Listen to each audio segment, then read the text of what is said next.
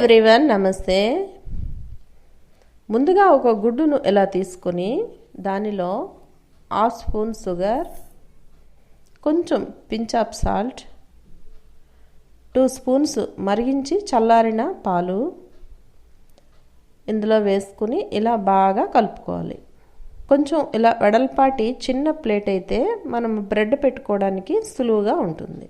మనం తీసుకుంటున్న ఈ కొలతలు అంటే ఒక ఎగ్తో సరిపడా కలుపుకున్న ఇవన్నీ కూడా 4 బ్రెడ్ పీసెస్కి సరిపడతాయి. దీన్ని బట్టి ఒకవేళ మీకు ఇంకా ఎక్కువ కావాలనుకుంటే ఒక 8 బ్రెడ్ పీసెస్కి అయితే 2 ఎగ్స్ని అయితే తీసేసుకోవచ్చు. ఇది బాగా ఇలా బీట్ చేసుకున్న తర్వాత ఫ్రెష్ బ్రెడ్ 2 పీసెస్ తీసుకొని ఇలా కట్ చేసుకుందాం. తర్వాత పాన్ పెట్టి వేడైన తర్వాత లైట్గా, దీనికి ఆయిల్ అయితే ఎక్కువ అవసరం ఉండదు, 1 స్పూన్ ఆయిల్ వేసుకుని వేడైతే ఆయిల్ బదులుగా ఇక్కడ బటర్ కూడా తీసుకోవచ్చు. వేడైన తర్వాత కలిపి ఉంచుకున్న ఈ మిశ్రమంలో బ్రెడ్ పీసెస్ని ఇలా కొద్దిగా ముంచి ఇలా డిప్ చేసుకుంటే చాలు. ఒక్కొక్కటిగా ఇలా పాన్పై వేసుకుందాం. అయితే ఇక్కడ స్టవ్ని హైలో పెట్టకుండా మీడియంలో పెడితే బాగా గోల్డెన్ కలర్లో ఫ్రై అవుతాయి.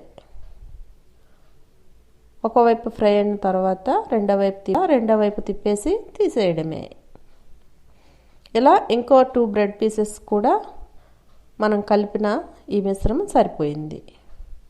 వెంటనే పిల్లలకంటే స్కూల్ నుంచి వచ్చినప్పుడు స్నాక్స్ వెంటనే ఇవ్వాలంటే చిటికెలో అయిపోతుంది. పెద్దవాళ్ళకు కూడా వేడిగా ఏదైనా తినాలి అనిపిస్తే ఈజీగా అండ్ క్విక్గా అయిపోయే స్నాక్ ఇది.